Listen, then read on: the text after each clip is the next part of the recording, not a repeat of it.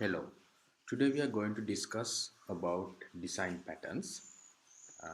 So when we talk about design patterns, there are three different main categories of design patterns. One is, the first one we can say creational patterns. The second one we can say structural patterns. And the third one we can say behavioral patterns. So today we start the discussion with creational patterns, and later on we will discuss about structural and behavioral patterns.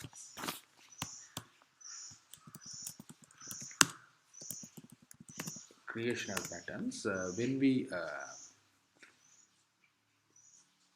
look at the definition of creational patterns, it says creational patterns provide the capability to create objects based on required criteria. So all the creational patterns are focusing on the issues of creating objects according to the required criteria. So that is the main focus of creational patterns. So any creational pattern address that issue, that common issue. So under creational patterns, the first pattern we are going to discuss is factory pattern.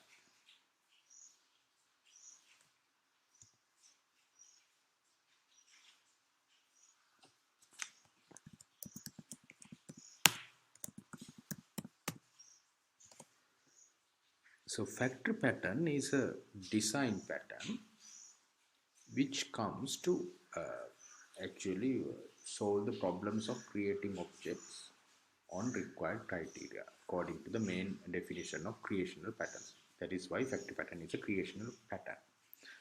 So this factory pattern addresses one common issue which is a recurring problem, and factory pattern is a generic solution for that. Okay, so let's take a look at the problem that the factory pattern is going to solve.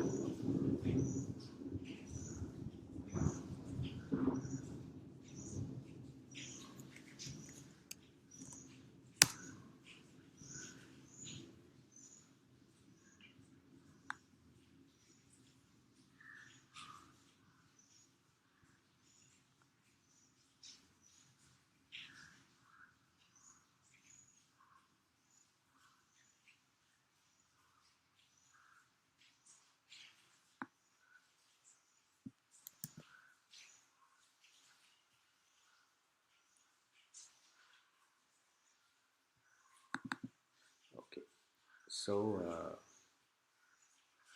factory pattern is going to solve the problem. I copy and paste it here.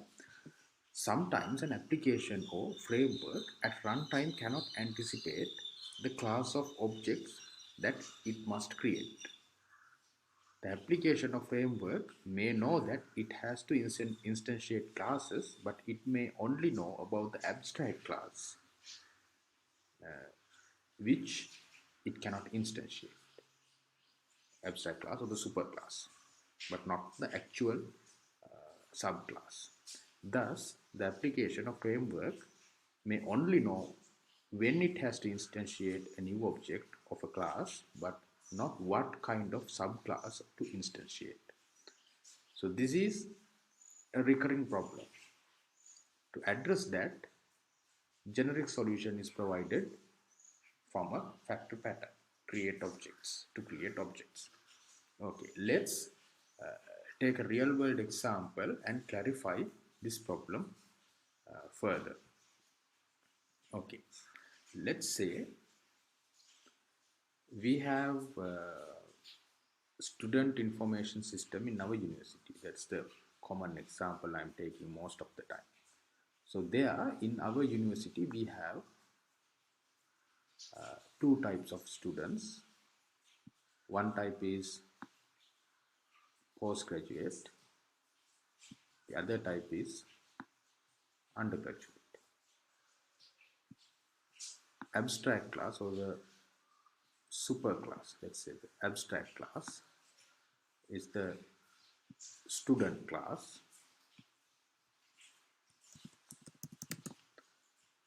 and concrete classes, subclasses are undergraduate student and postgraduate student. Okay, so when some student comes to the reception of the university, let's say like this, and going to register. So in that case, first he has to register uh, his profile with his name, identity card number, and address likewise. At that time, the system creates an object at runtime. And runtime, the student is asked to indicate whether he is a postgraduate or undergraduate student. But the object is created and it is up and running. So how the system knows that the object it has to create is undergraduate object or postgraduate object? System doesn't know that. So to address this kind of situation, here we say sometimes application of framework at runtime cannot anticipate. Anticipate means expect the class of object that it must create. So in this kind of situation, at this runtime, application doesn't know which type of object to create. But when student is here to register, he just has to click a button in the system, and then let's say like some graphical user interface appearing in front of him, and at that instance object is created in the system and gather the data, and then once he saved the press the save button, it will send to the database. So at that time, at the starting point, application doesn't know the class of object that it must create. The application of framework may know that it has to instantiate classes. That means it has to instantiate objects from this superclass. It should be undergraduate student or postgraduate student. Definitely coming from this, but doesn't know which concrete class. But it may only know about the abstract class, which cannot instantiate at that time. Abstract class cannot instantiate. Thus, the application of framework may only know when it has to instantiate. When it has to instantiate, it knows. When means when the student comes and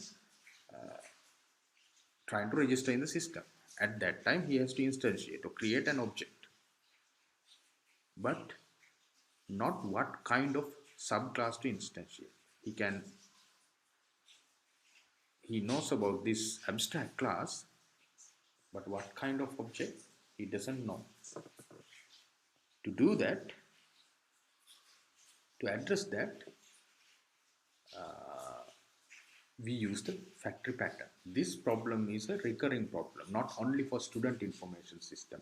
You can see that in a company,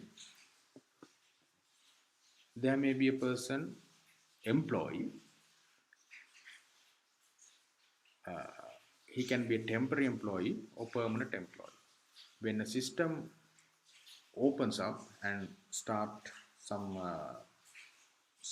let's say procedure.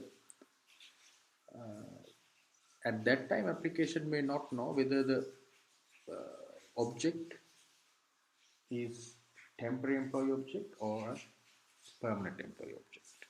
That is possible. And also when we talk about banking system, we can have a superclass called accounts and subclasses, or the abstract class called accounts, and subclasses, sub-concrete classes, savings, current, fixed deposit, likewise.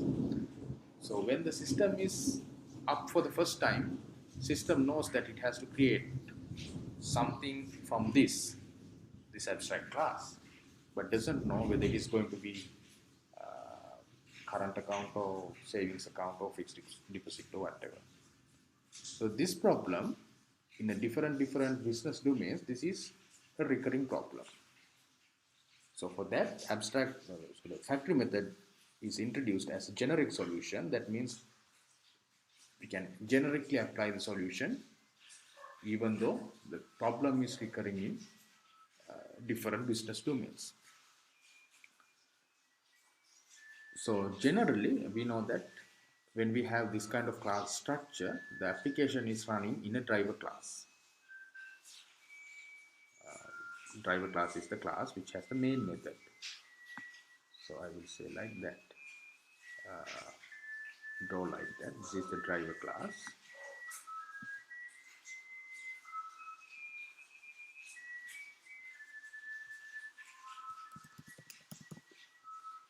Driver class. In the driver class, we have the main method. Main method is the starting point to the program. So inside this, we cannot create objects without knowing from which class we want to create objects. We can't just create object because we don't know. And the main method is the responsible method for running the program. And we can't create objects from this abstract class because it is an abstract class. It cannot create objects. So the problem comes here. So now to solve this method, factory method, introduces a different class. The responsibility of this class is to create objects according to the requirement. So let's name this as the factory.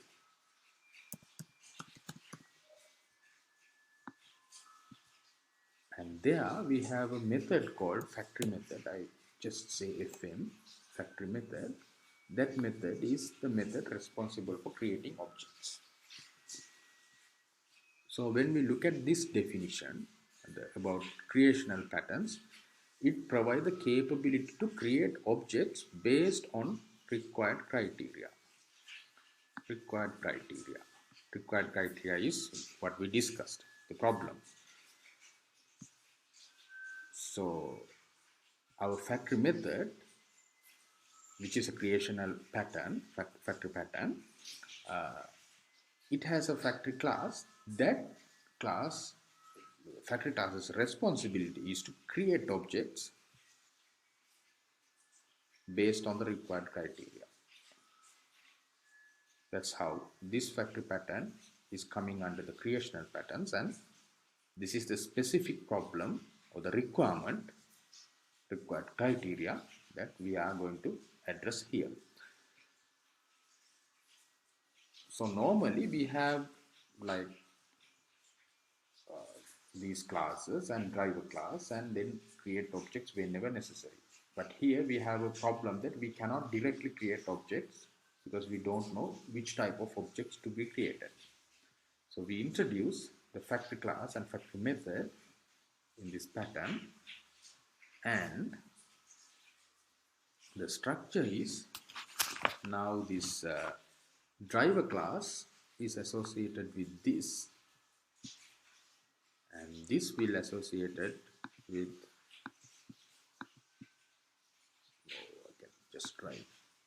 kind of arrow and associated with this abstract class and create objects according to the criteria and returns to the main program driver. So you will understand this when I write the code or the implementation. First we write the code for this structure.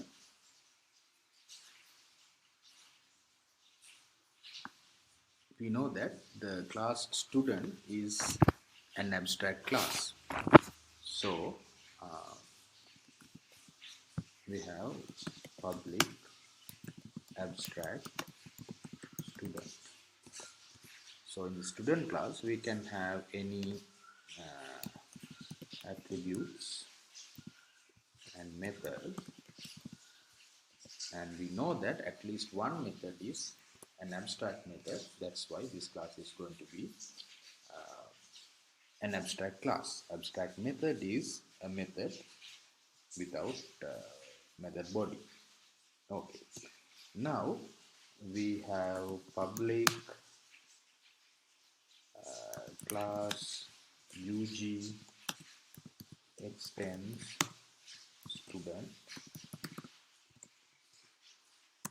That means this UG class is a concrete class which extends this student class. We can have any attributes plus methods in addition to this class, but importantly we know that we have to implement the abstract methods in this class to make this UG class a concrete class. Similarly, we have the implementation of PG class. There we can have any attributes and methods in addition to the attributes and methods we define here. And importantly, we know that any abstract methods in this student class should be implemented here to make this PG class a concrete class. Now we are going to look at the implementation of our factory class. Okay.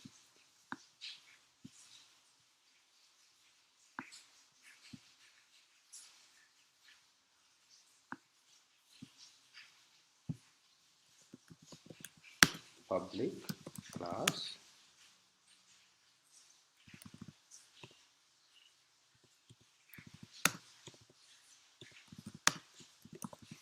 factory, and there we can have attributes and methods as we want, but importantly we are considering about this factory method. Here I named it as FM,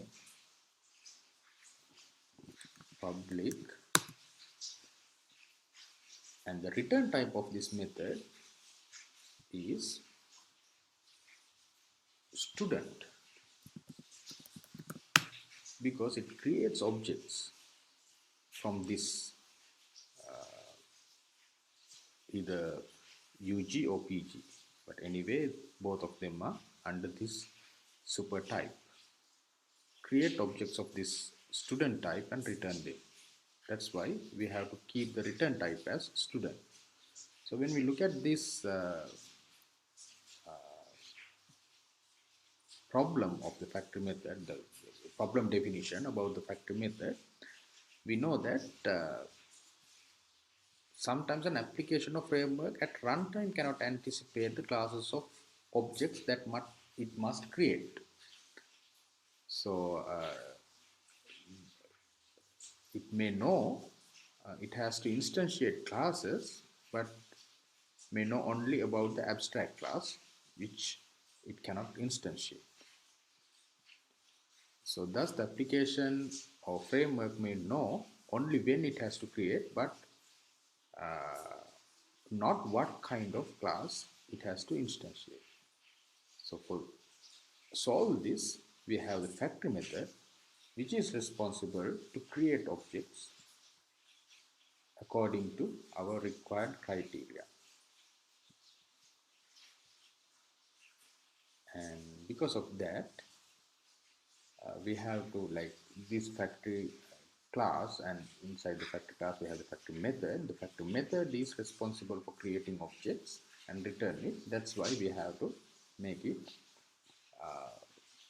make the return type as the type of this abstract class.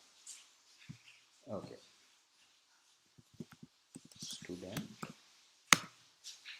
fn, and we have to pass a parameter to this factory method to indicate that, like, to inform the criteria we need to create objects. So based on that parameter, it will decide which object to be created. So I will say we have string type. String type is the parameter type, which is string type thing.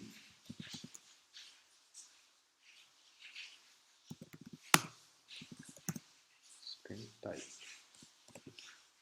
Okay, we pass a parameter to indicate or to give information about the criteria that we want to create objects. Now, how does it create objects? If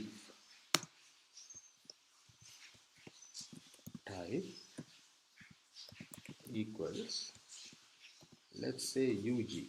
If the type is UG, what it does is it creates object and return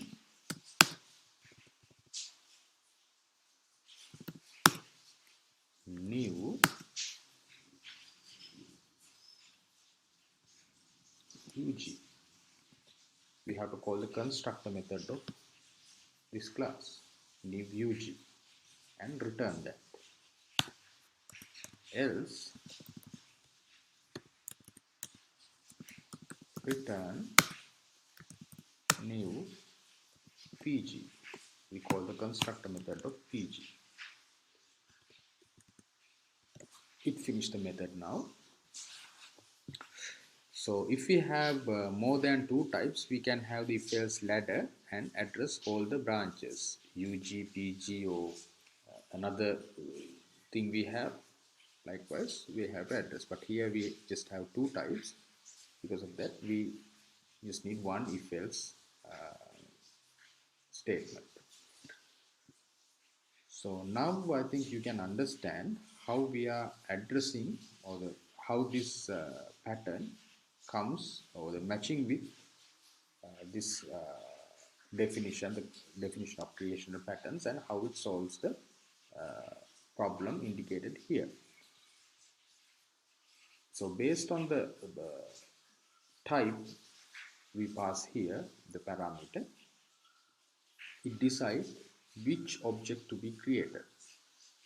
So it addresses this part, provide the capability to create objects based on required criteria. Required criteria is passed using this thing, the type, and create objects and return it to our driver class. That's the job of this factory class, particularly this factory method. Okay, now let's look at the implementation, how we use this factory class and factory method in our driver class rather than creating objects directly.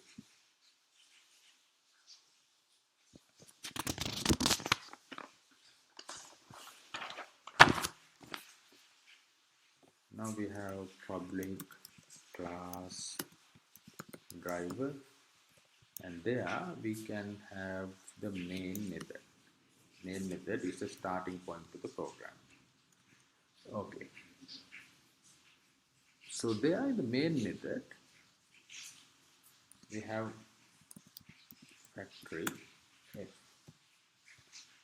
We create object of this factory class, new factory. We we have a factory object, and through that we are accessing this structure and create objects accordingly at the runtime. And then we should have a variable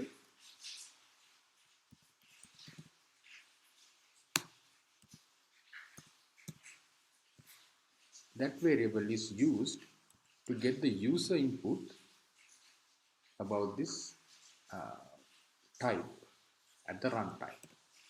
So at the runtime, when we want to create objects, what we do is first we get the user input to this type variable.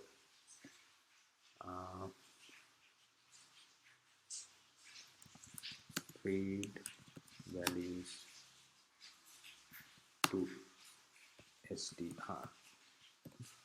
To this str variable, first we get the user value, and then based on that we proceed on creating objects.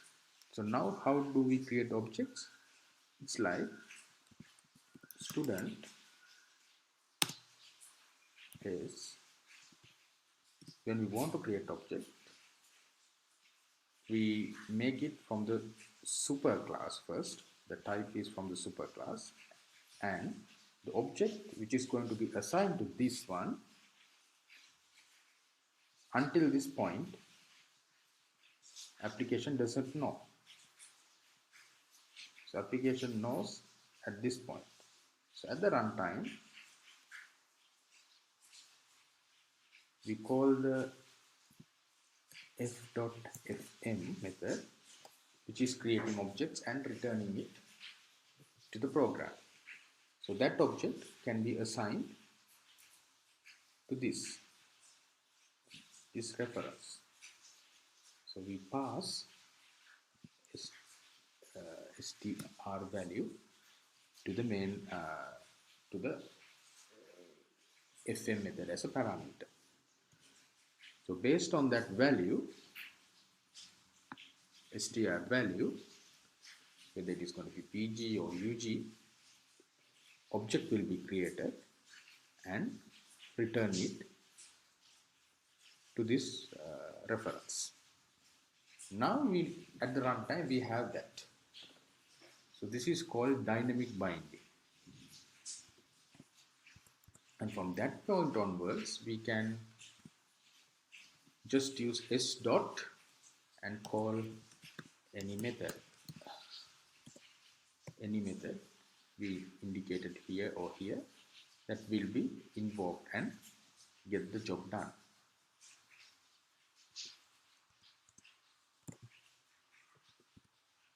Okay, so now we can see until the runtime comes, the application or the driver program or the main program doesn't know which object to be created, but it knows that at certain point it has to create objects, and it knows that it has to create object from coming from this abstract class. That's the only knowledge he has. And when we want to create objects, we pass this thing, and at that time it will create objects based on that and invoke, and then we can invoke any method under the object. This is how the factory method or factory pattern helps us to solve this recurring problem. So this kind of problem is common in different types of business domains, like university information system, as we discussed here. This can be an banking system which has account, abstract class, and savings account, current account, and fixed deposit likewise. So the main thing is we can address that sort of scenarios or that recurring problem using this generic solution. Okay, so I think you can understand the factory pattern clearly and how it is going to be a creational pattern an actual problem that is going to be solved in the factory using factory pattern. And I think you already understand that why we can say this problem is a recurring problem, because it is can happen in at any time in any kind of business domains, and how the solution is going to be generic solution, because the solution is generic. We can apply the solution for any kind of domain. Okay, so I will meet you with another design pattern another time. Thank you.